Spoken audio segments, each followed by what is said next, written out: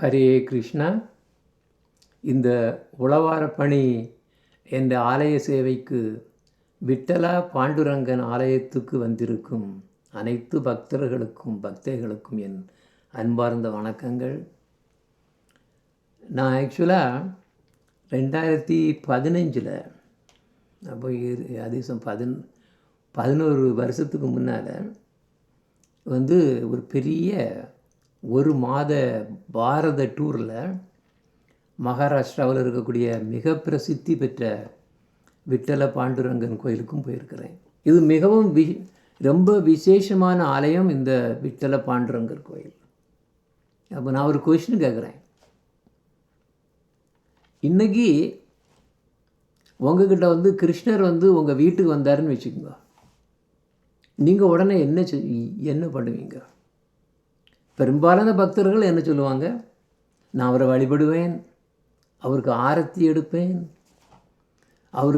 அவருக்கு பழம், உணவு, நைவேத்தியம் எல்லாம் கொடுப்பேன், அவருக்கு முன்னால் நான் பணிந்து வணங்குவேன் இப்படின்னே பக்தர்கள் சொல்லுவாங்க. ஆனால் கர்மிகள் எப்படி சொல்லுவாங்க? நான் பணம் கேட்பேன், வேலை கேட்பேன், இல்லைன்னா புதுசாக காரை கேட்பேன்னு கேட்பாங்க. ஞானிகள் என்னத்தை கேட்பாங்க? ஞானிகளும் யோகிகளும் என்ன கேட்பாங்க? நான் மோட்சத்தை கேட்பேன். ஆனால்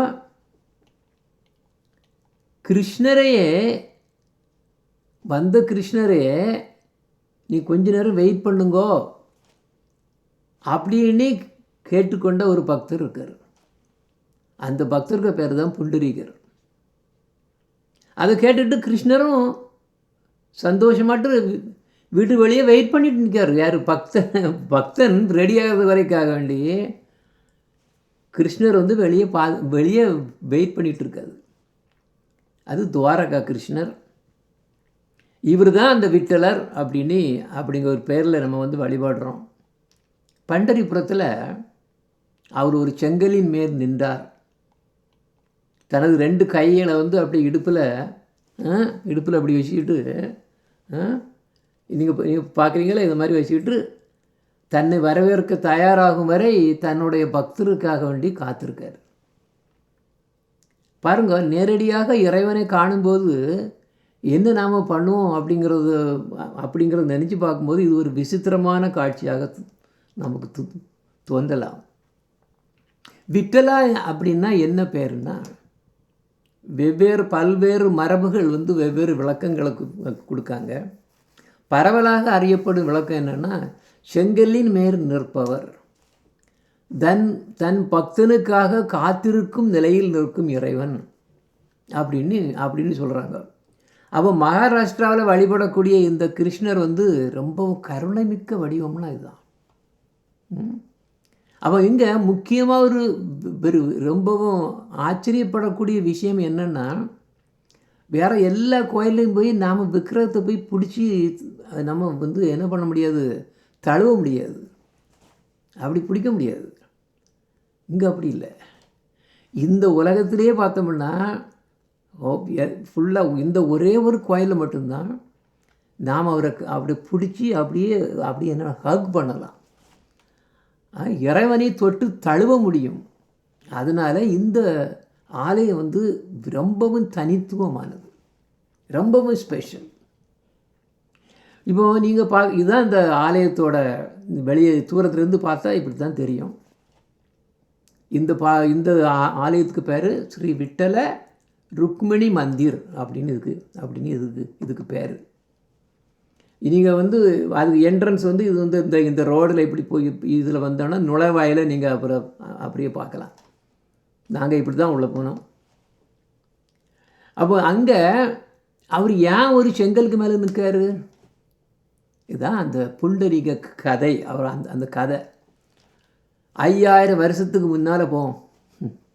அந்த நேரத்தில் இந்த புண்டலிக்காங்கக்கூடிய ஒரு பக்தர் வாழ்ந்து வந்தார். அப்போ துவாரகா கிருஷ்ணரையும் ருக்மிணியையும் அப்போ அவர் செங்கலுக்கு மேலே நிற்க வச்சது இவர் இந்த புண்டலிக்காங்கக்கூடிய ஒரு பக்தன் தான். பொதுவாக பக்தர்கள் இறைவனுக்காக காத்திருப்பார்கள். ஆனால் இங்கே என்னென்னா ரொம்ப சுவாரஸ்யமாக எப்படி இறைவன் தன்னுடைய பக்தனை காண காத்திருக்கிறாருன்னு வருது. ஆனால் ஆரம்பத்தில் இந்த புண்டலீகர் இருக்கக்கூடிய ஒரு பக்தன் இல்லை, ஒரு கர்மி, மிக மிக சுயநலவாதி. புதிதாக திருமணமான தன்னுடைய மனைவியுடன் அவர் மிகவும் இணைந்திருந்தார். அதனால என்ன ஆச்சுன்னா அவருடைய வயதான பெற்றோர்களை வந்து புறக்கணித்தார்.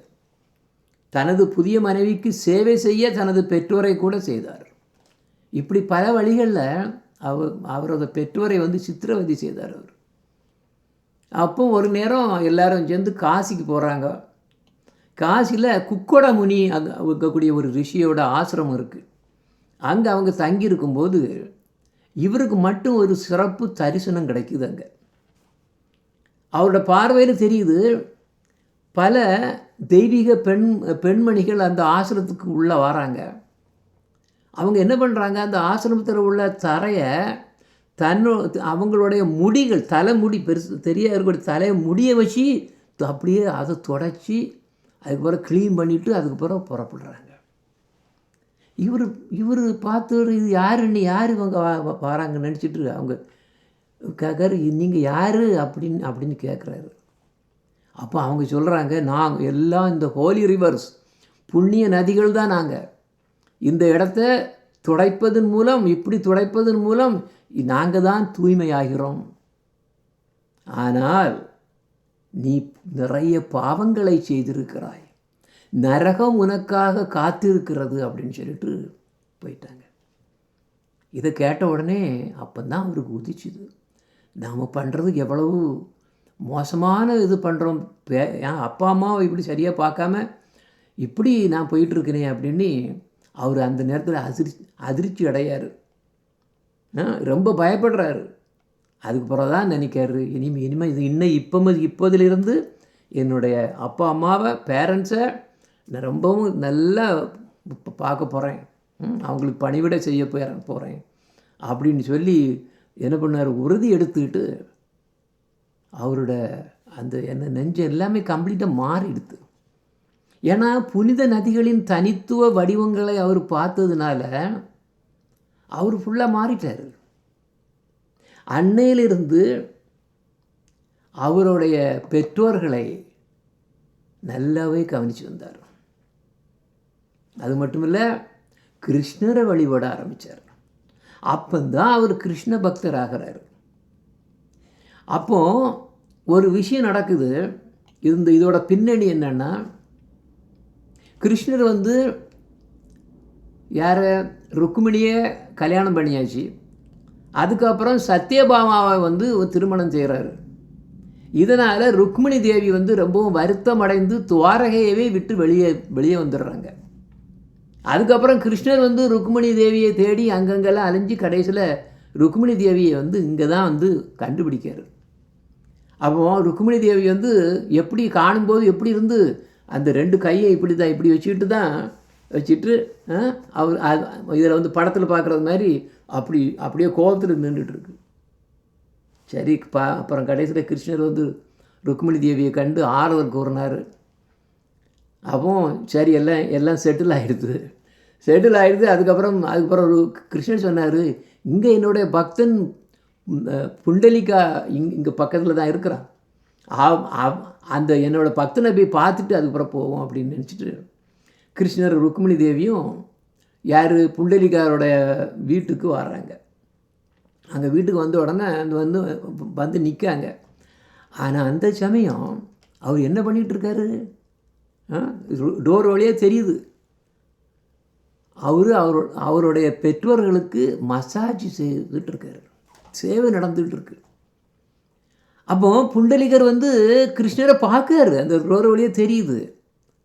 ஆனால் தெரியுது, ஓ கிருஷ்ணரே வந்துட்டார் அப்படின்னு தெரியுது. ஆனால் தன்னுடைய பெற்றோருக்கான சேவையை அவர் ஸ்டாப் பண்ணதுக்கு விரும்பலை. கிருஷ்ணரும் ருக்மிணி தேவியும் வீட்டுக்கு வெளியே அப்படி நின்றுட்டு இருக்காங்க. ஆனால் வெளியே அன்னைக்கு நல்ல சூடாக இருக்குது. அப்போ பார்த்தாரு, அவங்க வந்து அப்போ அவர் கொடுக்காரு, கிருஷ்ணர் சொல்கிறார் நான் வந்திருக்கேன் அப்படின்னு சைகை கொடுக்காரு. இருந்தாலும் புண்டலிகர் என்ன சொல்கிறார், வெயிட் பண்ணுங்க, நான் என்னுடைய பெற்றோர்களுக்கு சேவை செய்துக்கிட்டு இருக்கேன் அப்படின்னு பார்த்த உடனே அப்போ சொல்லுவார், வெளியே சூடாக இருக்குன்னு கிருஷ்ணர் வந்து சைகை காணிக்கார். உடனே பக்கத்தில் ஒரு செங்கல் இருந்து அந்த செங்கல் அப்படியே தூக்கி பெற்றோர்களை வந்து மசாஜ் பண்ணதையும், ஏன்னா அவங்க தூங்கிட்டு இருக்க மாதிரி அவங்க தூங்கிட்டு இருக்காங்க, அவங்களும் எழுப்பிடக்கூடாது, அப்படி ஒரு செங்கல் அப்படியே தூக்கி தள்ளி விடுறாரு, உள்ள வெளியே தள்ளி விடுறாரு. கிருஷ்ணர் அதை எடுத்துகிட்டு அதுக்கு மேலே நின்றுடுறாரு சூடு இல்லாமல். அதுக்கப்புறம் சொல்லார் கிருஷ்ணர், இன்னொரு செங்கல் எனக்கு வேணும், ஏன்னா ருக்மிணிக்கும் ஒரு செங்கல் வேணும். உடனே புண்டலிகார் என்ன பண்ணார், இன்னொரு செங்கலை தூக்கி வெளியே போடுறாரு. 2 பேரும் செங்கலுக்கு மேலே நின்றுட்டு இருக்காங்க, வெயிட் பண்ணிகிட்டு இருக்காங்க. யாருக்கு? புண்டலிகா வந்து தன்னுடைய பெற்றோர்களுக்கு சேவைகள் செய்து முடிகிறது வரைக்கும் அவருக்கு அங்கே வெயிட் பண்ணிகிட்டு இருக்காங்க. அதுக்கப்புறம் கடைசியில் பார்க்காரு கிருஷ்ணர் வந்து, கிருஷ்ணர் சொல்கிறார், அவர் ரொம்ப சந்தோஷம். ஆக்சுவலாக எனக்கு நேரடியாக வழிபடுவதை விட இப்படி உங்கள் சேவையை நீங்கள் பண்ணக்கூடிய ஏன்னா இப்போ அந்த மாதிரி பேரண்ட்ஸு, அதே மாதிரி குரு சேவை, இப்படி சேவை பண்ணுறது தான் எனக்கு நல்லா பிடிக்கும் அப்படின்னு சொல்கிறாரு. அவர் தான் விட்டலா பாண்டுரங்க நாட்டு அந்த இடத்துலே அப்படியே இப்போ இருக்கக்கூடிய பந்தல்பூரில் அந்த கோயிலில் இருக்கக்கூடியவர் அவர் தான். அவர் இதில் தான் நிற்கார், எப்படி செங்கலுக்கு மேலே தான் நிற்காங்க 2 பேரும். ஆனால் தனித்தனி கோயில், நான் ஒன்றா படத்தை போட்டிருக்கேன். தனித்தனி கோயில், தனித்தனின்னா தனியாக இருக்குள்ள. அப்போ இந்த இந்த இந்த ஃபேமஸான இப்போ விட்டல பாண்டுரங்கன் இது கோயிலுக்கு பக்கத்தில் ஒரு ஆறு ஓடுது. இந்த ஆறுக்கு பேர் வந்து சந்திரபாகான்னு பேர். இதுக்கு பீமா நதின்னு இன்னொரு பேர் உண்டு. அதுக்கு பக்கத்தில் தான் இந்த பண்டர்பூர் கோயில், நம்ம பேசிகிட்டு இருக்கக்கூடிய கோயில் இருக்குது. அப்போ எப்படின்னா இதில் ஒரு ஹிஸ்டரி இருக்குது. சிவபெருமான் வந்து திரிபுராசுரனோட சண்டையிட்டு அந்த ஸ்கந்த புராணத்தில் ஒரு கதை வருது. அப்போ அந்த டைமில் திரிபுராசுரனை வந்து அவர் சிவபெருமான் வந்து இது போர் செய்து கொல்றாரு. அவர் அப்புறம் கடைசியில் பார்த்தா அவருடைய அந்த கொல்லக்கூடிய சமயம் சிவபெருமானுக்கு மேலே இருந்து அப்படியே நிறைய ஸ்வெட்டிங், வேர்த்து தழுது. அந்த வேர்வை எல்லாம் அப்படியே கிளாகி எல்லாம் அப்படியே நதியாக அப்படியே உருவெடுத்து பூமி அடைஞ்சு வெள்ளத்தை உண்டாகுது. அந்த வெள்ளம் வந்து பந்தலபுரத்தை வந்த உடனே என்னென்னா அந்த பக்கம் வந்துட்டு இருக்கு. உடனே மக்களெல்லாம் என்ன அச்சம் என்னை பயப்பட்டு பைரவரை வழிபடுறாங்க. இந்த புனித இடத்தோட பாதுகாவலர் அவர் தான். அந்த பைரவர் வந்து என்ன பண்ணால் உடனே நதிக்கு மேலே கோபம் அடைஞ்சு சொல்கிறாரு. அப்போ அதை வந்து அதை அழிக்கிறதுக்கு, அந்த நதியையே கம்ப்ளீட்டாக அழிக்கிறதுக்கு அவர் ரெடி ஆகும்போது தான் அந்த நதி வந்து விட்டலாக்கிட்ட கேட்குது, விட்டலா பாண்டுரங்கிட்ட கேட்குது, இப்படி பாதுகாக்கணும்னு. அதுக்கு பிறகு தான் சொல்கிறார், விட்டலா பாண்டுரங்கன் வந்து பாதுகாப்பை உறுதி பண்ணி அந்த நதியை வந்து பந்தலூர் வழியாக வளைஞ்சி போக வச்சது. இதனால் நீங்கள் பார்த்தீங்கன்னா அப்படி வளைஞ்சி போகும். நீங்கள் அந்த படத்தில் பார்த்தா தெரியும். அது எப்படி வளைஞ்சி போயிருக்குன்னா, நம்ம இதில் சந்திரன் வந்து அப்படி இந்த வளர்பிறை இருக்குது, இந்த வளர்பிறையில் அதே மாதிரி ஷேப்பில் இது வளரும். அதனால தான் அதுக்கு சந்திரபாகான்னு பேர். சந்திரபாகானா இருக்கக்கூடிய இந்த இளம்பிறை எனது சந்திரன் அர்த்தம். அரைநிலவு அதுதான் சந்திரபாகா, அதுதான் இதுக்கு பேர் சந்திரபாகான்னு பேர். ஓகே. அப்போ இந்த கோயிலோட ஒரு பெரிய தொடர்பு இருக்குது. வார்க்காரீஸ் அப்படின்னு ஒரு பெரிய மரபு, நிறைய பக்தர்கள். அவங்க என்ன பண்ணுவாங்கன்னா, லட்சக்கணக்கான பக்தர்கள் அவங்கள சேர்ந்து அங்கங்கே இருந்து வருவாங்க. 100கணக்கான கிலோமீட்டர்கள் அங்கங்கே நிறைய இடங்கள்லேருந்து வந்து பல நாட்களாக நடந்து விட்டலா விட்டலா விட்டலா பாண்டுரங்கா விட்டலா பாண்டுரங்கா அப்படின்னு பாடி இந்த திரு யாத்திரை வந்து இங்கே வருவாங்க, இந்த கோயிலுக்கு வருவாங்க. இந்த திரு யாத்திரைக்கு பேர் வாரின்னு பேர். இந்த பக்தர்களுக்கு வந்து வார்க்காரிகள் அப்படின்னு பேர் உண்டு. சரியா? அப்போ இவங்களுடைய நடைமுறை எப்படின்னா, விட்டல பாண்டுரங்காவோட புனித நாமங்களை உச்சரிக்கணும், ஃபுல்லாக எப்பவும் பாடிட்டே இருப்பாங்க.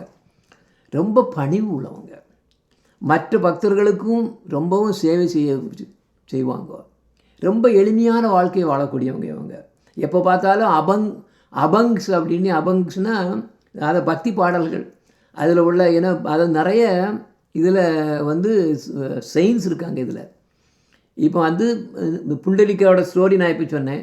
அதே மாதிரி துக்காராம், கோரா கும்பர், ஞானேஸ்வர், நாமதேவ், சோகமேலா, ஜானாபாய், ஏகநாத் இப்படின்னு நிறைய ரொம்ப ஃபேமஸ் பக்தர்கள் இருக்காங்க. ஒவ்வொருத்தரோட பற்றியுள்ள கதை நிறைய இருக்குது. நான் நிறைய கிளாஸ் கொடுத்துருக்கேன்.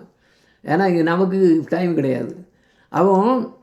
அவங்க வந்து எழுதின பாட்டு, கம்போஸ் பண்ண பாட்டு எல்லாம் பேர் அபங்காஸ்னு பேர். அந்த அபங்காஸை வந்து அவங்க பாடி பாடி ஃபுல்லாக கம்ப்ளீட்டாக வருவாங்க. அது விட்டல பாண்டலங்கரோடைய தரிசனத்துக்காக வேண்டி வருவாங்க. இப்படி இது வந்து வருஷம் நடக்கும். இப்போ நம்ம ஒரு பக்தனை எடுத்து நம்ம வந்து குளோரிஃபை பண்ண போகிறோம் இன்றைக்கி. ஏன்னா எப்போவுமே ஆண்டவனை குளோரி பண்ணுறதை விடவும் அவருடைய பக்தரை வந்து குளோரி பண்ணது இன்னும் வசத்தின்னு சொல்லுவாங்க. துக்காராம் மகாராஜ்னு சொல்லுவோம். மகாராஜ்னால் அவரை நம்ம சிறப்பு ஒரு இதாக குளோரி பண்ணதுனால மகாராஜ்னு சொல்லுவோம். துக்காராம் வந்து 17ஆவது நூற்றாண்டில் வாழ்ந்தவர். அவர் ஒரு கிரகஸ்தன் தான், இல்லறத்தார், ஆனால் கவிஞர் மற்றும் துறவி.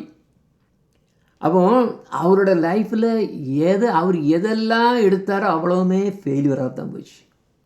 ஒன்றுமே உருப்படலை. ஏன்னா காரணம் என்னென்னா விட்டலா வந்து அவரை தனக்கிட்ட கொண்டு வர்றதுக்காண்டி போட்ட விஷயம். எப்பவுமே ஞாபகம் வச்சுங்க, வாழ்க்கையிலே கஷ்டம் வருதுன்னா அது வந்து ஆண்டவன் நமக்கு கொடுக்கக்கூடிய ஒரு அருள்னு அர்த்தம். ஆனால் நம்ம இடத்துல மக்கள் அப்படி எடுக்க மாட்டாங்க. அப்போ அவர் நமக்கு இழப்புகளை கொடுக்கலன்னா நம்ம அதுக்கு பின்னாலே போய் அது இதுன்னு பணம் புகழ் இப்படின்னு போய் கடைசியில் வந்து நம்ம லைஃபே குட்டிச்சுவராக்கிடுவோம், போயிடும். அதனால் அங்கங்கே என்ன செய்ய இன்ட்ரெஸ்ட் பண்ணுவார். அவர் போட்டு ஏதாவது கஷ்டப்பட்டு ஒவ்வொரு அடி போடுவார். அடி போட்ட பிறகு தான் நம்ம ஓ கிருஷ்ணான்னு வருவோம்.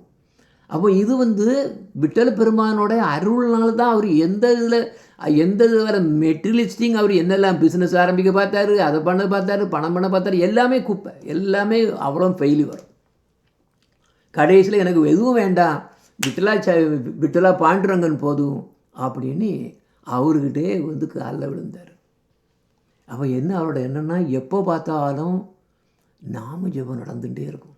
விட்டலா பாண்டுரங்கா, விட்டலா பாண்டுரங்கா, விட்டலா பாண்டுரங்கா. அவங்க இதில் அப்போ என்னென்னா இதில் பியூட்டி என்னென்னா எப்போவுமே நாமஜபந்தான். ரொம்ப பணிவானவர். தன்னை தான் மட்டும்தான் எல்லாரை விடவும் தாழ்ந்தவன், மற்ற எல்லாரும் அவரோட உயர்ந்தவன் எப்போவுமே அவரோட கருத்து அப்படி தான். அவரோட பாட்டுகளை பார்த்தோம்னா அவர் நிறைய பாட்டு எழுதியிருக்கார். ஏன்னா கவிஞர் ஆயிடுச்சு, நிறைய பாட்டு எழுதியிருக்கார்.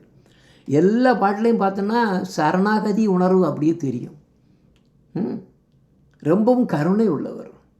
ஒருபோதும் அவர் மற்றவரை பற்றி பேசுவதே கிடையாது, இந்த காசிப்பே கிடையாது. மற்றவர்களை பற்றி விமர்சித்ததே கிடையாது. மாறாக இறை நாமத்தை ஜெபிங்கோன்னு தான் எல்லாத்தையும் சொல்லிட்டு இருப்பார். அவர் எழுதின பாடல்கள் எல்லாம் அபங்கங்கள், அபங்ஸ் சொல்லுவாங்க. ஆயிரக்கணக்கான பக்தி பாடல்கள் எழுதியிருக்காரு. அந்த அபங்ஸுங்கக்கூடியதுக்கு வந்து இப்போ இப்போ விட்டலா பாண்டுரங்கன் கோயில் எல்லாம் எப்பவும் பாடிக்கிட்டே இருப்பாங்க. பாருங்க, துக்காராம் அவருக்கு ஒரு ராஜ்யம், அவர் ஏதாவது பெருசாக அவர்கிட்ட இருந்தால் ஒன்றும் கிடையாது, பட்டங்கள் கிடையாது, படிப்பு கூட கிடையாது. அதை பற்றி பேச போகிறோம் கொஞ்சம். ஒன்றுமே இல்லாமல் கல்வி அறிவு கூட சரியாக கிடையாது. இருந்தாலும் விட்டல பாண்டுரங்கன் ரங்க பெருமானின் அருள் அவரோட இருக்கும்போது அவர் எப்படி இருந்தார், அவருடைய மகிமை இப்போ தான் தெரியுது நமக்கு. அப்போ எவ்வளோ தூரத்துக்கு பெரிய பக்தர் அப்படின்னு. அப்புறம் பாருங்க, துக்காராம் நம்ம சைத்தன்ய மகாபிரபுவை பற்றி ஒன்று அங்கே வருது. அவர் எப்படி எழுதியிருக்காருன்னா, சைத்தன்யர் தான் இங்கே கூடிய ஒரு சன்னியாசி எனக்கு தீட்சை கொடுத்தார். எதில்? கனவில், விஷனில் அப்படி வந்து அது பேர் ஸ்பூர்த்தின்னு சொல்லுவாங்க. கனவுங்கிறது ஒன்று, ஸ்பூர்த்திங்கிறது ஒன்று, தரிசனங்கிறது வேறு. அது அப்படியே அவர் கொடுக்காரு கம்ப்ளீட்டாக. அவர் எழுதியிருக்கார் எப்படி, நான் சைத்தன்யர் இருக்கக்கூடிய சன்னியாசிக்கிட்ட இருந்து தீட்சை எடுத்த உடனே நான் உடனே அப்படி ஐ வாஸ் டெட், நான் அப்படி இறந்தேன். அதுக்கு என்ன அர்த்தம்னா இறந்து பிறக்கிறதுன்னு அர்த்தம். எப்போவுமே ஒரு குருக்கிட்ட வந்து தீட்சை எடுக்கும்போது 2ஆம் பிறப்பு, அவர் அதான் எழுதுகிறார், நான் இறந்து போனேன், திருப்பி வருகிறேன். அவர் கொடுத்தது என்ன கொடுத்துருக்காரு? ராம கிருஷ்ண ஹரே. ஸோ ராம கிருஷ்ண ஹரே இந்த மூணு வார்த்தையும் உள்ள மந்திரத்தை எனக்கு கொடுத்தாரு. பாருங்க, அது யார்? பகவான் யார்? சைத்தன்யம் யார்? ஆனால் ஞாபகம் வச்சுக்கோங்க, சைத்தன்ய மகாபிரபு 500 வருஷத்துக்கு முன்னால் தான் வந்தார். ஆனால் துக்காராம் 17வது நூற்றாண்டில் உள்ளவர். அது எப்படி இது சரியாகும்? சைத்தன்ய மகாபிரபு 500 வருஷத்துக்கு முன்னால் இல்லைன்னு கிடையாது. சைத்தன்ய மகாபிரபு ஸ்ரீபாத் ராமானுஜாச்சாரியாவுக்கும் அதே மாதிரி கொடுத்துருக்காரு. அதே மாதிரி காட்சி கொடுத்துருக்காரு. அவருடைய காட்சி கொடுத்து தான் அவர் கடைசியில் எங்கள் நவதீப்பில் இருக்கக்கூடிய இடம் வந்து வைகுந்தபுரிங்கக்கூடிய இடத்துல வந்து வர சொல்லி, எங்கேருந்து ஜெகநாத்புரி டெம்பிள்லேருந்து அங்கே வாணி சொல்லி அங்கே காட்சி கொடுத்தாரு. இது அந்த நேரத்தில் சைத்தன்ய மகாபிரபு தோன்றலை எண்ணம், இங்கே இந்த உலகத்தில் தோன்றலை எண்ணம். ஆனால் சைத்தன்ய மகாபிரபு எப்போவுமே உள்ளவர். ஒவ்வொரு தனிய கனியும் வரும்போது வரும்போது அவர் வருவார். கிருஷ்ணர் வந்து அவர் ஸ்வயம் பகவானாக வரும்போது அடுத்து வரக்கூடிய எனது கலியுகத்தில் அவர் வருவார். அப்போ சைத்தன்ய மகாபிரபு அவருக்கு வந்து கனவுலேயும் அதாவது ஸ்பூர்த்திலேயே வந்து தீட்சை கொடுத்துருக்காரு, ராமகிருஷ்ணன். அதனால தான் நீங்கள் பார்த்தீங்கன்னா எப்பவும் அவர் பாடல ராமகிருஷ்ண ஹரேன்னு தான் வரும்.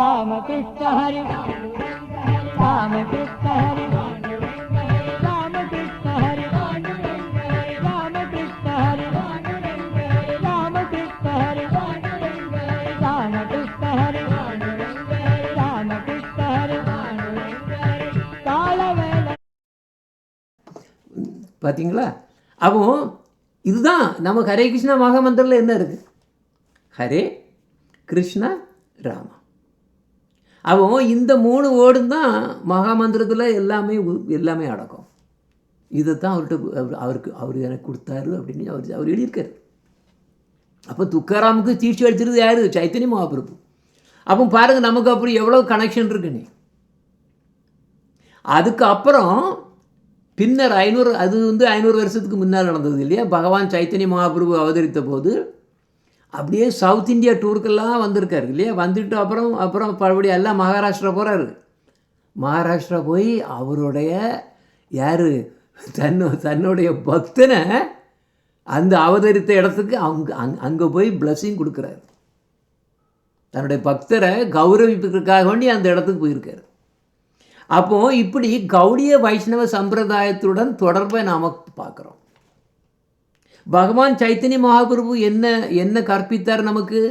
புனித நாமத்தை ஜபித்தல், பணிவு, பக்தர்களுக்கு சேவை செய்தல், எளிமையான வாழ்க்கை முறை, கிருஷ்ணர் மீதான அன்பு, இதைத்தான் கொடுத்தார். அதே மாதிரி துக்காராமும் இதே தான் சேம். துக்காராம் ரொம்ப ஸ்பெஷல்.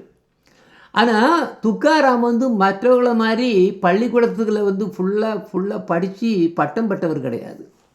அவருக்கு பள்ளிக்கூடத்துக்கு போயிருக்காரு. ஆனால் அவரது கவனம் வந்து படிப்பில் கிடையாது. அங்கே போயிட்டு என்ன பண்ணுவார்னா எப்பண்டா ஸ்கூல் முடியும்னு பார்த்துட்டு ஸ்கூல் முடிஞ்சவொடனே நேராக விட்டாலா டெம்பிளுக்கு வந்துடுவார். அங்கேருந்து நேராக விட்டாலா பாண்டுரங்கன் டெம்பிளுக்கு வந்துட்டு அங்கே உட்காந்துட்டு ஹரி ஹரி ஹரிகிறேன்னு சொல்லி என்ன கண்ணீர் சிந்துவார், கண்ணீர் விட்டு அழுதுவார். எல்லா குழந்தைகளும் பள்ளிக்கூடம் முடிஞ்சவொடனே வீட்டுக்கு போகும், இவர் மட்டும் வீட்டுக்கு போக மாட்டார். இவர் நேராக கோயிலுக்கு தான் போவார். கோயிலுக்கு போயிட்டு அங்கே போய் அழுதுகிட்டு இருப்பார். ஃபுல்லாக நைட் ஆயிரும். இவங்க அப்பா அம்மா பார்ப்பாங்க, என்னடா இது டெய்லி இதே பிரச்சனை பண்ணுறாங்கன்னு தெரியும். அங்கே வாத்தியார்கிட்ட கேட்டால் அவர் சொல்லிடுவார், அவன் தான் முன்னமே போயிட்டானே, நாங்கள் எல்லாம் பள்ளிக்கூடம் எப்பவுமே விட்டாச்சா, ஏன் வரலன்னு. நைட்டாகி அப்போ பேரண்ட்ஸ் சொல்லுவாங்க, நைட்டாகி இன்னும் வரலையே, நான் தான் எங்கே போனானோன்னு பார்த்தா தெரியும் இங்கே தான் வந்திருப்போம். இது கடைசியில் அதுக்கப்புறம் வாடிக்கை ஆகி போச்சு. எப்போ பார்த்தாலும் வீட்டுக்கு வர மாட்டான், நேரே கோயிலுக்கு போயிடுவான். அப்போ அங்கே பார்த்தோம்னா கண்ணீர் விட்டு அங்கே பார்த்தோம்னா தரையில் அவ்வளோ கண்ணீராக தான் இருக்குமா. பேரண்ட்ஸ் போகும்போது ஃபுல்லாக அழுது கண்ணீர் அங்கே கிடக்குமா, நனைஞ்சு எடுக்குமா அங்கே ஃபுல்லாக. அவங்களோட எல்லாம் சட்டை எல்லாம் நனைஞ்சு போயிருக்கும். அப்போ இப்படி நள்ளிரவு கூட நேரங்களில் கூட அங்கே போய் உட்காந்துட்டு அழுதுகிட்டு இருக்கக்கூடிய கேஸு துக்காராம் பாருங்க. அவர் என்ன பண்ணுவாருன்னா, முதல்ல அவருக்கு ஒரு மேரேஜ் நடந்து கடைசியில் வந்து ஒரு மேரேஜ் பண்ணி வச்சாங்க. ரொம்ப அவங்க வந்து அந்த அம்மா வந்து ரொம்பவும் நல்ல குணம் உள்ளவங்க. ஆனால் இவருக்கு எந்த விஷயம் பண்ணாலும் எல்லாமே எல்லாமே என்னாச்சு, எல்லாமே ஃபெயில்யூர். எதில் சக்ஸஸ் கிடையாது. அந்த அம்மா வந்து பூவர், இவரும் பூவர். அது அவங்களுக்கு வேறு குழந்தை வேறு 2 3. ஆனால் கடுமையாக அந்த ஏரியாவில் என்னென்னா, அந்த இப்போ எப்போ பார்த்தாலும் வறுமை, எப்பவும் வறுமை ரொம்ப மோசமாக இருக்கும். அந்த வறுமையினால் அந்த அம்மாவும் இறந்து போச்சு, குழந்தையும் இறந்து போச்சு. இவர் மட்டும் எப்படியோ தப்பிட்டார். அதுக்கப்புறம் பார்த்தாங்க, என்னடா இவர் தனியாக இருக்காரே அப்படின்னு நினச்சிட்டு எல்லோரும் உறவினர்கள் அவங்கவுங்க எல்லாம் சேர்த்து ப்ரெஸ் பண்ணி நீ எப்படியாவது இன்னொரு திருமணம் பண்ணிடணும் அப்படின்னு பண்ணி வச்சார். அந்த 2வது ஒய்ஃப் தான் பேர் ஜீஜாபாய். அம்மா அந்த ஜீஜாபாய் டோட்டலி டிஃப்ரெண்ட். ஜீஜாபாய் வந்து முற்றிலும் மாறுபட்ட குணம். எது டோட்டல் மெட்டீரியலிஸ்டிக். பணம் வேணும், புகழ் வேணும், அது வேணும். அப்போ அந்த அம்மா வந்து உலகியல் பற்று மிக்கவராகவும் துக்காராமிற்கு நேர் மாறான சுபாவம் கொண்டவராகவும் இருந்தார். அப்போ அவளுக்கு வந்து தன்னுடைய கணவர் வந்து ஆன்மீகத்தில் ஈடுபாடு இப்போ இருக்கிறது சுத்தமாக பிடிக்கல. எப்போ பார்த்தாலும் சண்டை, திட்டிகிட்டே தான் இருப்பாப்புள்ள. துக்காராம எப்போ பார்த்தாலும் திட்டிகிட்டு தான் இருப்பார். போய் சம்பாதிங்க ஐயா, ஏன் நீ இப்படிலாம் பண்ணிட்டு இப்படி பாடிட்டு திரியுது, இந்த மாதிரி அங்கங்கே போய் பாண்டுறங்கன்னு ஏன் இப்படி பண்ணுறீங்க? எப்போ பார்த்தாலும் கிண்டல் தான் நடந்துகிட்டு இருக்கும். இது ஞாபகம் வச்சுங்க, என்றைக்குமே எப்போமோ ஒரு பக்தனோட வீட்டில் இதுதான் நடக்கும். அங்கே ரிலேட்டிவ்ஸும் இது மாதிரி எல்லாம் பண்ண ஆரம்பிப்பாங்க. இதெல்லாம் டெஸ்ட் பண்ணுறதுக்கு எல்லாம் என்ன ஃபேமிலியில் ப்ராப்ளம் வரும், குழந்தைனால ப்ராப்ளம் வரும், எத்தனை வேணாலும் பிரச்சனை வந்துகிட்டே இருக்கும். ஆனால் இதெல்லாம் டெஸ்ட்டு. நீங்கள் இந்த டெஸ்ட்டை பாஸ் பண்ணணுன்னா உங்களுக்கு குருக்கு காலில் தான் பிடிச்சாகணும். இல்லைன்னா நீங்கள் டெஸ்ட்டை பாஸ் பண்ண முடியாது. அப்போ அவளுக்கு வந்து எப்பவுமே நிறைய பணம் சம்பாதிக்கணும், குடும்பத்தையும் குழந்தையும் பார்க்கணும், நிறைய ஆடு மாடு வேறு உண்டு, 2 3 பஃபலோ, எனது பசுமாடு, அது மாதிரி இது என்ன பஃபலோ, இதெல்லாம் இருந்து அது ஃபுல்லாக பார்த்துட்டு இருக்குது அந்த அம்மா தான் ஃபுல்லாக கம்ப்ளீட்டாக. அப்புறம் துக்காராம் இப்படி டெய்லி எப்போ பார்த்தாலும் அவங்க நடந்து எத்தனை ஆயிரக்கணக்காக எழுதியிருக்காராம். அப்போ இப்படிப்பட்ட இதில் அவர் எழுதி நல்லா ஃபேமஸ் ஆகிட்டார்னா எல்லாரும் துக்காராம்ங்கிறது. அப்போ அந்த நேரத்தில் என்னாச்சுன்னா, அந்த ஏரியாவில் ஒரு அறிஞர், பெரிய பண்டிட்ஜி, அவன் வந்து நல்லா படித்தவன், ரொம்ப படித்தான். வேதங்களையும் அதையும் சாஸ்திரங்களும் அவ்வளவும் தெரியும், எல்லாம் அத்துப்படி. அவனுக்கு பொறாமை ஆகி போச்சு. என்னடா இவர் எதுவுமே படிக்கல, எதுவுமே படிக்காமல் இவருக்கு போய் இப்படி இவ்வளோ தூரத்துக்கு இது கொடுக்குறாங்கன்னு அவருக்கு பொறாமை பிடிச்சி கடைசியில் அவர் நிறைய ஆளுகளெல்லாம் சேர்ந்து வச்சு துக்காராமை கூப்பிட்டு, துக்காராம் கங்கவா, நீ இன்னும் எழுதியிருக்க இந்த மாதிரி இந்த மாதிரி எழுதியிருக்கிறதெல்லாம் குப்பை, உனக்கு குவாலிஃபிகேஷன் கிடையாது, முதல்ல ஜாதியும் சரி கிடையாது, ஜாதி இருக்கணும், சரியாக பிராமின்ஸாக இருக்கணும், இவர் அப்படி கிடையாது, நீ வேறு படிக்கலை வேறு, ஏன் இப்படியெல்லாம் எழுதிட்டு தெரியா, நீ என்ன பண்ணு, உடனே பண்ணு, நாங்கள் சொல்லுறதை கேளுன்னு சொல்லம் பண்ணி நீ எழுதுனது அவ்வளோத்தையும் கொண்டுருவா நீ சொல்லி அவ்வளோத்தையும் நிறைய கட்டா பாம் இதில் ஓலைச்சோடியில் அவ்வளோத்தையும் கொண்டு வர சொல்லி நீ உனக்கு கைனாலேயே இதை ஆற்றுக்குள்ளே போட்டு நீ அந்த ஆற்றுக்குள்ளே போடுறார். பக்கத்தில் தான் ஆறு இருக்கு, சந்திரபாகா போட்டாச்சு உள்ள. அவருக்கு போட்டார், அழுதுகிட்டே போடுறார். ஏன்னா அவர் அவ்வளோ தூரத்து பணிவானவர், எந்த விதமான மனக்கசப்பே இல்லாமல் அதுக்கு அப்படியே தூக்கி போட்டார். அந்த நேரத்தில் விட்டலா பாண்டுறாங்க நீ தான் கதி. பார்த்தா 2 3 நாளையில் எல்லோரும் வெளியே வந்துட்டாங்க. எல்லாருக்கும் கஷ்டம்தான். இவன் அந்த பண்டிதனுக்கு வந்து ரொம்ப இது, எல்லாம் அழிஞ்சு போச்சு, இனி நாம தான் அந்த இடத்துல நிற்போம் அப்படின்னு நினச்சிட்டு அவன் நினச்சான்.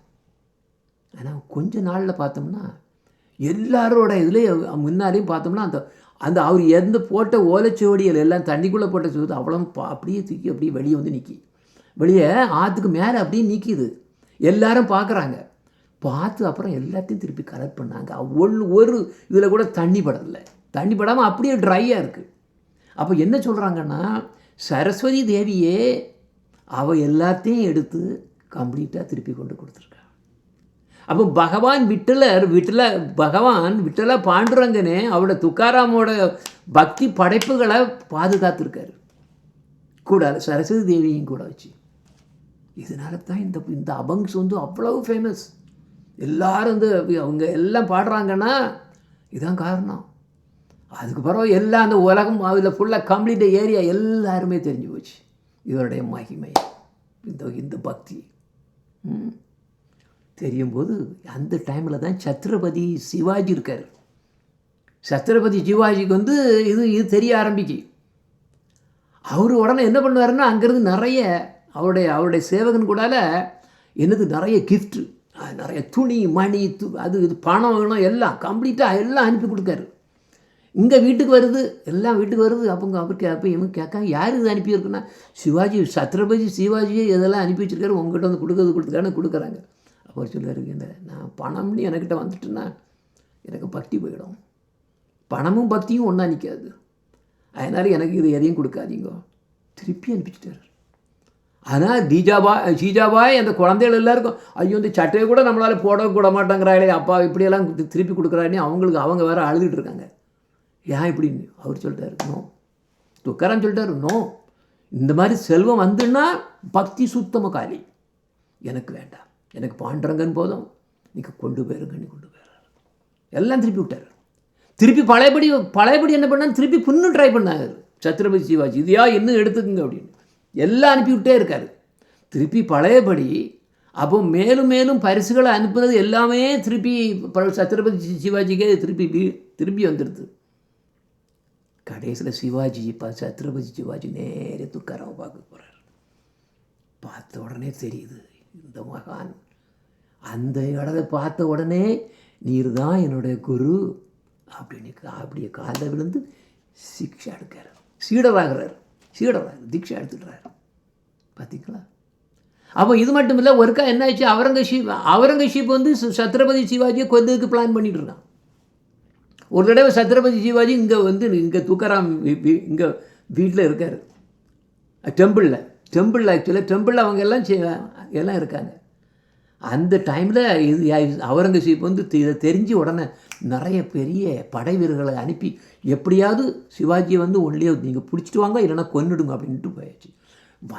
பெரிய ஆர்மி அப்படியே சுற்றியாச்சு. அப்போ தான் தெரியுது, உள்ளே இருக்கார் சிவாஜி. அவர்கிட்ட எந்த இதுவும் கிடையாது, ஒரு ஆர்மி கிடையாது, இல்லை ஒன்று, ஏன்னா அப்படி வரல. அப்புறம் தான் ஓ குருதேவ் என்ன பண்ணுறதுன்னு பார்க்குறாரு. உடனே துக்காராம் பாடுறாரு, விட்டல பாண்டுரங்கா இப்படி ஒரு அபங்ஸை அப்படியே பாடுறாரு, அப்படியே பாடி தள்ளுறாரு. என்ன நடக்குன்னு பாருங்க. விட்டல பாண்டுரங்க என்ன பண்ணுவார், ஒரு பெரிய ட்ரிக்கு பண்ணுவார். அந்த அவுரங்கசீப்போடைய ஆர்மி ஆளுங்களையே எப்படி சிவாஜியோட ஆளை மாதிரி மாற்றி, அப்போ என்னென்னா பாதி பேர், அதாவது என்ன அவுரங்கசீப்போட ஆர்மி அவங்களுடைய ஆளுகளை எப்படி நினைக்கி, இவன் வந்து சிவாஜியோட ஆளுன்னு என்ன பண்ண, அவனையே கொட்டுக்காள். இவங்க உள்ள அடிஸ் பட்டு யாருக்கு சண்டை நடக்குங்க, பெரிய சண்டை நடக்கு. சண்டையில் யார் ஆக்சுவலாக சாகுறாங்க, அவ்வளோமே அவுரங்கசீப்போட அதுதான் ஒன்றுக்கு ஒன்று சண்டை போட்டு ஆடுறாங்க. என்னடா அண்ணா என்ன போகிறான், அண்ணா சிவாஜி என்ன போகிறான், அடி அவன் யாராக இருக்கும். இவர் பாண்டுறவங்க வந்து அவனை அப்படியே அந்த அவனை சிவாஜி மாதிரி காணிச்சிடுறது. இப்படி கொன்று கடைசியில் அவ்வளோ எல்லாம். அப்புறம் இருந்தவங்க எல்லாம் ஒரே ஓட்டமாக ஓடிட்டாங்க, தன்னுக்குள்ளேயே சண்டை போட்டு கடையில் ஓடிட்டாங்க. இப்படி நிறைய அதிசயங்கள் நடந்தது. எனிவே இப்போ நான் முடிக்கிறேன். துக்காராம் வந்து எப்படி ஆக்சுவலாக கடைசியில் இந்த உலகத்திலிருந்து அவர் வைகுந்தம் போனது கதை எப்படின்னா, அவருடைய காலம் வந்து 1608 49 தான். 49 1649 அவர் போகிறார், வைகுந்தம் போகிறாரு. ஆனால் அதுக்கு முன்னாடியே தெரியுது இவர் வைகுந்தம் போகிறதுக்கு என்ன வரும், அங்கேருந்து விமானம் வரும், விஷ்ணு தூதர்கள் வருவாங்கன்னு இவருக்கு தெரியுது. உடனே சொல்லுவார், ஐயோ நான் போகிறதோ போகலையே, அது மட்டும் இல்லை, இந்த எல்லா ஜனங்களும் போகணும், நான் போகிறத பற்றி பிரச்சனை கிடையாது, அது அது முக்கியமில்லை, நான் போகாமல் இருந்தாலும் பரவாயில்ல, எனக்கு எல்லா இந்த அவ்வளோ வரையும் எவ்வளோ கஷ்டப்பட்டுட்டு இருக்காங்க, இந்த ஜீவன்கள் எல்லாம் அங்கே வைகுண்டத்துக்கு அனுப்பணும்னு நினச்சிட்டு ஒவ்வொருத்தரையாக கேட்குறாரு. எனக்கு நாளைக்கு அங்கேருந்து என்ன வருது, அங்கேருந்து இது ஏன்னா விமானம் வருது, வைகுண்டத்துக்கு போகிறதுக்கு விமானம் வருது, எல்லாரும் வாங்கோ, எல்லாரும் வாங்கோ, எல்லாரும் வாங்கோ, நீங்கள் வைகுண்டம் போகிறதுக்கு வருங்கோ வாருங்கோ, நம்மளுடைய பக்தியோட அதுதானே, வாங்கோ வாங்கன்னு எல்லாத்தையும் காலில் விழுந்து கேட்டாரு.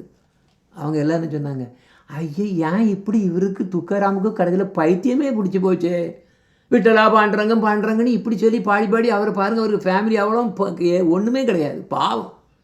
இப்போ கடைசியில் பைத்தியமே பிடிச்சி போச்சு. ஐயே யாருமே நம்பலை. கடைசியில் சரி தன்னுடைய ஜீஜாபாயிட்டே போய் சொல்லலாம்.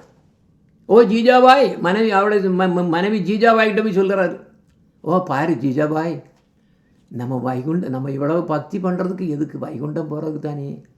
அப்போ வைகுண்டம் போகிறது தானே நம்மளுடைய குறிக்கோள்.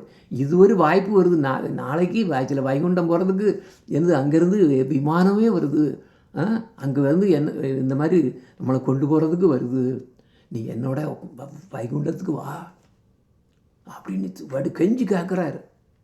ஜீஜாபாய் என்ன சொல்லிச்சு, உமக்கு எந்த விதமான பொறுப்பும் கிடையாது, குழந்தைகளை யார் மாதிரி பார்க்க போகிறா, இந்த எரும மாடுகளையும் பசு மாடுகளையும் யார் கவனிப்பா, அவரை யார் அவங்க அது எல்லாத்தையும் குளிப்பாட்டுறதும் பால் கறக்கிறதும் யார் பாப்பா, எனக்கு எவ்வளவு பொறுப்புங்க இருக்குது, உமக்கு ஒன்றும் கிடையாது, உங்களால் இது எந்த பயனும் கிடையாது, சும்மா பாண்டுறாங்கன்னு இப்போ வைகுந்தம் போகிறீங்களா, எதுக்கு நான் எனக்கெல்லாம் வைகுந்தம் போக முடியாது, நீர் உமக்கு இருப்ப வந்துன்னா நீர் போகும், என்னை பொறுத்தவரை நானோ வைகுண்டத்தை விட எனக்கு இந்த எரும மாட்டு தான், எரும மாட்டை பார்க்குறது தான் எனக்கு முக்கியம், இல்லைன்னா பாலை கூட வேஸ்ட்டாக போய் யார் பாலை எடுக்க போகிறா,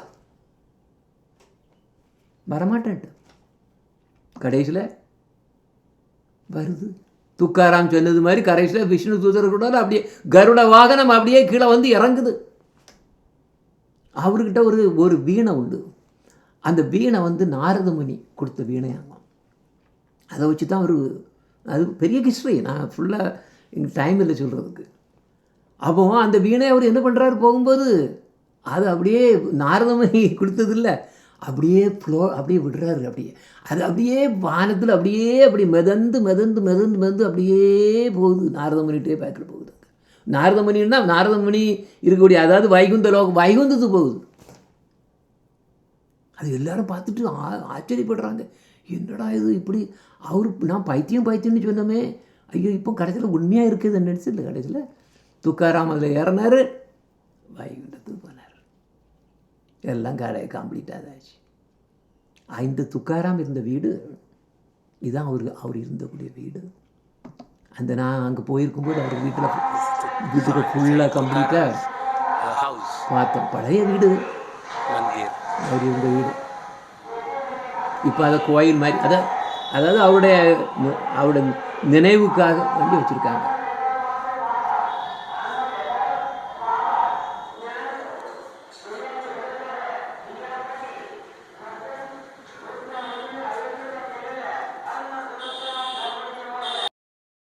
ஓகே சரி. அப்போ ஆக்சுவலாக 2015, அதாவது 11 வருஷத்துக்கு முன்னால் போது இந்த இந்த இந்த இந்த வீடு ரொம்பவும் அப்படி, ஏன்னா அவரோட வாழ்வு, அவருடைய ஹிஸ்டரி தெரிஞ்சுன்னா அவங்களுக்கு உள்ளே தெரியும் எவ்வளோ எப்படிப்பட்ட புனித இடம் அப்படின்னு. அதே மாதிரி நிறைய பக்தர்கள் உண்டு. இப்போ எனக்கு டைம் இல்லை. இது கோராகும்பர் கோயில். இதில் என்ன அப்படின்னா, கோராகும்பர் என்னன்னா பகவான் விட்டலா பாண்டுரங்கனுடைய மிகச்சிறந்த பக்தர்களை ஒருத்தர் அவர். இவர் நம்ம நாம்தேவ் மற்றும் ஞானேஸ்வர் போன்ற மகான்களுடைய அந்த காலத்தில் வாழ்ந்தவர். பில்காலத்தில் துக்காராமுக்கும் அவர் தான் நிறைய இன்ஸ்பிரேஷன் கொடுத்தவர். அப்போ இவரோட கோயிலில் என்னென்னா, விட்டல் ருக்மணி கோயிலில் இவரோட இந்த இடமும் அந்த விட்டல் ருக்மணி கோயிலும் ரொம்ப நெருங்கிய தொடர்பு. கோரா என்னென்னா குயவர், அதான் கோரான்னா ஒரு குயவர், கும்பானா குயவர்னு அர்த்தம். என்ன பண்ணுது, பாண்டங்கள் களிமண்ணில் பானைகள் செய்யக்கூடியவர்.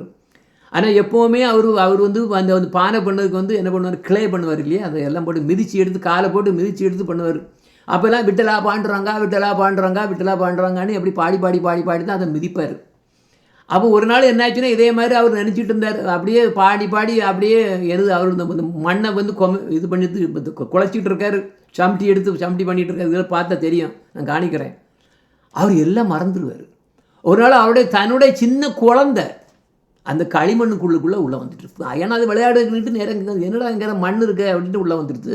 இவர் தெரியாமல் அந்த குழந்தையும் சேர்த்து போட்டு மண்ணுக்குள்ளே எல்லாம் போட்டு குழம்பு வச்சாச்சு. குழந்தை இறந்து போச்சு, மண்ணுக்குள்ளே மாட்டி கம்ப்ளீட்டாக. இவர் எல்லாம் சேர்த்து சாமிட்டி பண்ணிவிட்டார்.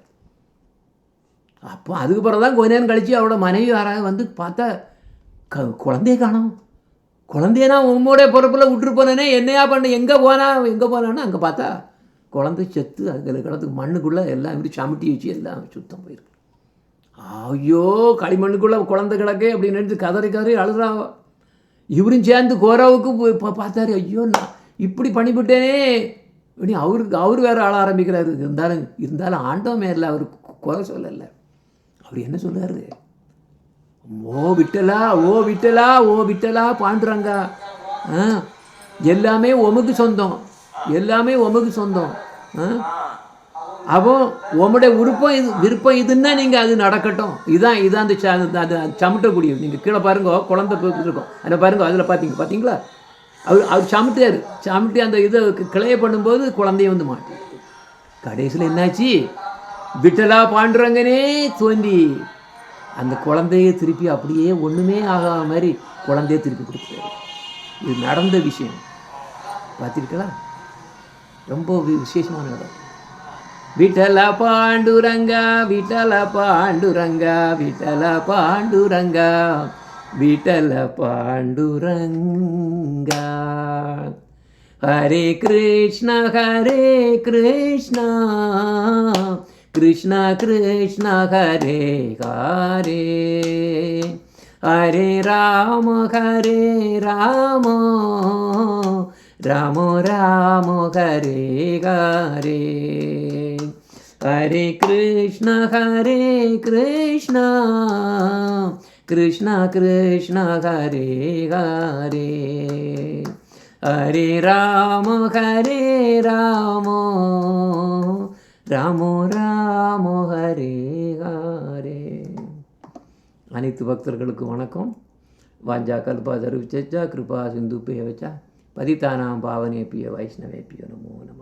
ஹரே கிருஷ்ணா. சரி, அடுத்த சீக்கிரம் பார்ப்போம். இது நம்ம கீதாமுதம் கிளாஸில் பார்க்கலாம், இல்லைன்னா இனி அடுத்த உழவார பணி ஆலய சேவையிலையும் திருப்பி பார்க்கலாம். ஹரே கிருஷ்ணா. ரொம்ப சந்தோஷம். வணக்கம். ஹரே கிருஷ்ணா.